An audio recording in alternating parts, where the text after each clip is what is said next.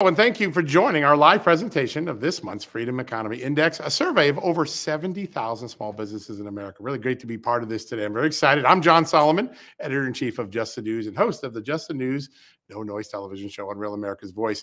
Now, I'm joined today by two of the most prominent leaders in the freedom economy, Michael Seifert, CEO of Public Square, and Andrew Capricetti, CEO of RedBalloon. Gentlemen, welcome.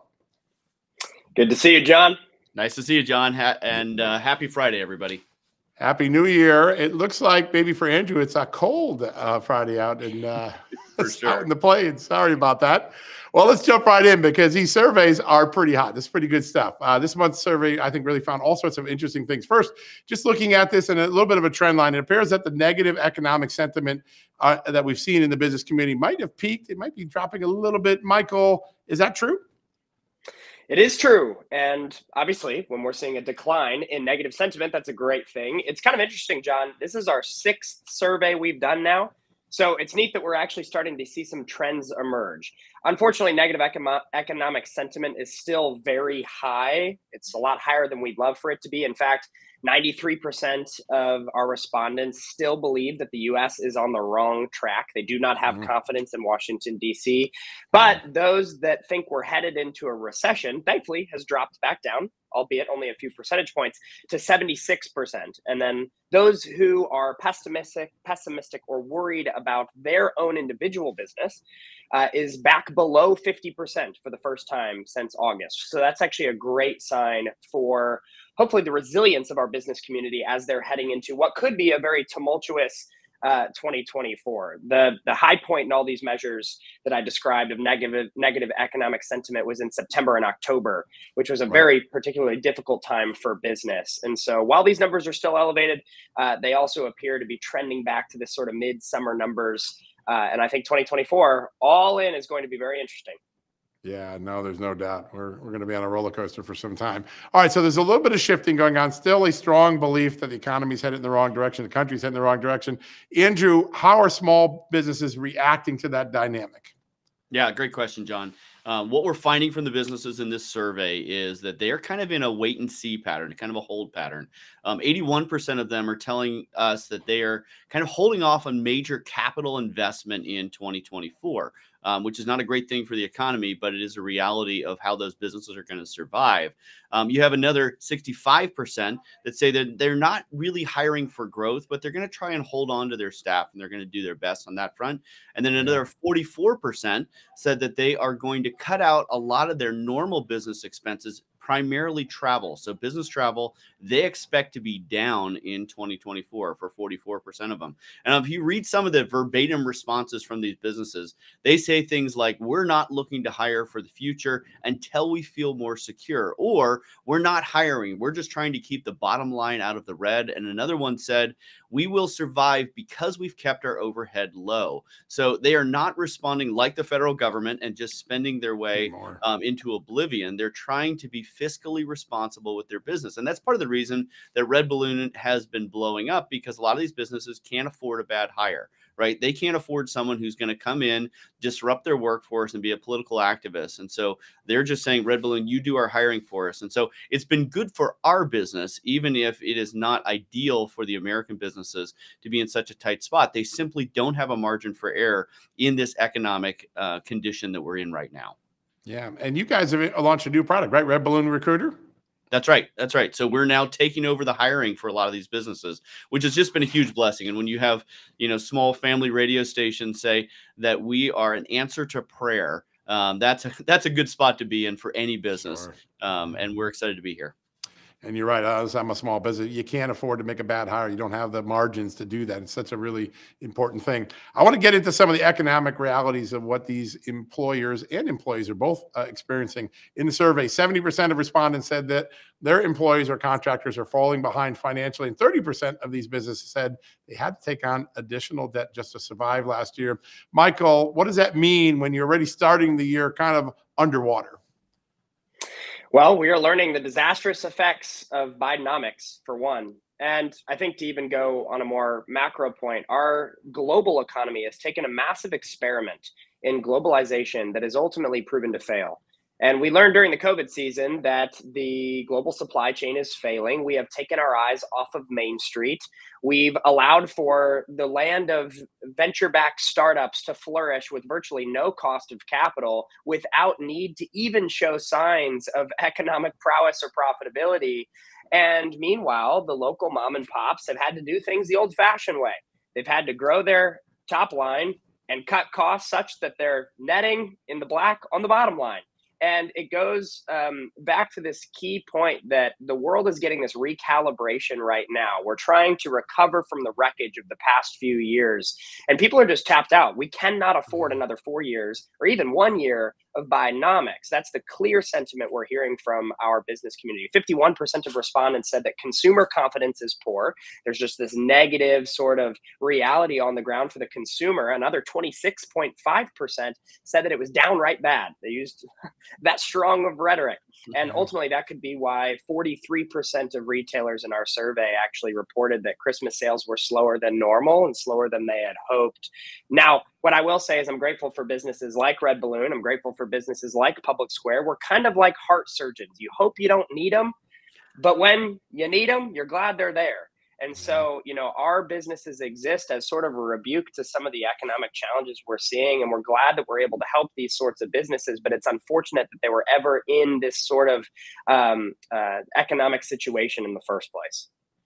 Yeah, it is an extraordinary dynamic, and unlike one we've really seen in about 4 decades. I can remember the 70s and the end of the Carter years, and there were a lot of these same dynamics, different forces, but same dynamics. All right, so confidence is low, right? Debt is rising, and cash flow is tight. And the government just gave us another bad report that inflation did tick back up in December. So we hear from the White House every day that, listen, inflation's not a factor. The statistics keep saying that's not true. The government statistics say that's not true. Andrew, what are you seeing when you see the CPI yesterday? What does this mean for Main Street, for businesses, and for the employees of those businesses? Yeah, there's 2 things that I'm going to point out here. The first one is a lot of our businesses are becoming increasingly skeptical of the data coming out of the Biden administration. They feel like it's been politicized a little bit. As I said yesterday to one reporter, if you close your eyes and think, what is the most politically expedient number that's going to come out? Often you end up, ta-da, there's that number. So that's a concern because 87% of our businesses who are surveyed said that they expect inflation to continue to be higher for longer. And remember, these are people on the front lines of our economy. This is the lifeblood of our economy, not people on Capitol Mall who have not actually run a business ever in their life, who are producing this data. 73% of our small businesses say their supplier prices have increased in the last 30 days. And while that's nearly 10% down from what we saw in November, it still is showing that these businesses are struggling with the input of prices coming in. And over 50% say they have to raise their prices. They don't have a choice. They have to pass that on to their consumers if they're going to stay in business. So Main Street is still feeling the effects of out of control government spending. And they are hoping that Washington someday will have to face the realities that these businesses are facing of trying to have a balanced budget. Yeah, it is a challenge to get there in this environment, particularly when the front end production costs are going up. All right, so let's have some fun. You did an overall Freedom Index for 2023, and the survey had a lot of fun and some important findings. I want to go through some of them quickly. First, the survey asked, what was the biggest woke backfire of 2023? And out of a list of 5 events, Harvard University and the disastrous congressional testimony came in 5th. That resulted in 2 of the 3 presidents obviously being ousted. Nike's debacle with Dylan Mulvaney in exercise pants came in 4th. Target and their trans merchandising to minors came in 3rd. Disney's overall woke everything came in 2nd. I think some of Disney's investors think that too. And the top woke backfire of 23 was, a beer, Bud Light. Not surprising after all of the things about that. Andrew, Michael, I think people made a loud sound about what they think where business should be, which is keep on the services, keep on the ROI, keep on the products, and get out of politics. Is that a good read of this survey? It's a fantastic read of the survey. People do not want to feel like they have to walk through a pride parade or some sort of social activist campaign when they're simply trying to buy a beer. And that message was heard loud and clear in corporate boardrooms all across the country this year. Bud Light sales continue to decline. And I think the message should be sent to other companies as well. Know your target audience and make sure you're speaking to them in a way that honors them and invites them to continue utilizing your brand. If you try to be for everyone, you're not going to be for anybody. And when Bud Light, a Midwestern classic Americana brand, hired a CMO to lead their marketing efforts from Brooklyn, partnered with a marketing agency from Oakland, this was sort of the natural byproduct of that sort of decision making. The focus and emphasis on DEI and ESG is not popular with the majority of Americans. And my hope and prayer is that these companies, these mega corporate entities, will take that lesson to heart and adjust course as they head into 2024. Yeah, and I would add to that the reason that the Nike backfire was not nearly as big as the Bud Light is because people kind of expect that from Nike. Right. Bud Light, people felt betrayed. They Yeah. felt like you were on our side, blue collar, working class. They didn't know their audience. And when you see things like the NFL do that kind of thing, they are betraying their consumers. Whereas Nike, people kind of expected it. Yes, it's bad. And you see that with Disney as well, right? Like, we don't want to put our kids in front of something that is counter to our value system and is trying to push a worldview on our children. And so that's why I think those two were the biggest marketing woke backfires of last year. Yeah, the C-suite to customer mismatch has really been, I think, one of the great stories of 2023, and I fear it is rolling into 2024, though some lessons may have been learned. All right, the next ranking was, who was the most influential pro-freedom voice in 2023, other than former President Donald Trump? On the list, Donald Trump Jr. came in 5th. Joe Rogan came in 4th. Great podcast, of course. Governor DeSantis in Florida came in 3rd. Elon Musk, who saved Twitter, some people think, it came in 2nd with 30% of the vote. Number 1, not surprising, actually, based on some of the sentiments I've seen recently, Tucker Carlson with over 42% of the vote. Andrew Michael, what do you make of that? I just loved seeing Tucker without all the watchdogs that he's had for so long, be able to just talk about what he thinks. And I think he is one of the most important voices in America right now. And you know, Michael, I'll hand it over to you, but I know that you all have had some partnerships with him. And I just think what he's doing right now for America, saying what he thinks without being afraid, is an example that a lot of other people should be following. You nailed it, Andrew. I think for a long time, people have felt afraid. They've felt like, are my views actually going to be allowed when I share them in the public square? Will I immediately be canceled? And what Tucker showed is actually that, no, you know what? Sometimes you might be canceled, and yet it's still worth speaking out. And when you speak out anyways, even amidst fear of cancellation, you are actually going to feel incredibly liberated in the process, and other people want to actually hear what you have to say. And I think for Tucker to come out this year amidst all the pressure he's been under and actually show that, yeah, you know what? Sometimes your employment doesn't go your way and your values don't align with your employer. That doesn't mean you stop speaking the truth. So keep running, keep moving forward. It was an inspiring story for people like me, for other business owners, and for the average American that says, hey, for a long time, I felt like I've been forced to be silent, but no longer. This guy is communicating on behalf of what millions of Americans feel, and it's opening the door for me to feel like I can start to communicate too. It's very inspiring, and we're grateful for our partnership. Yeah, I think it's really important too. I think a lot of people, when this cancel culture became so suffocating, really were worried. Can I survive this? Will I ever survive it? Is there hope on the other side? And of course, all the success stories who've emerged from cancel culture are proof that there is a rainbow on the other side of that rainstorm.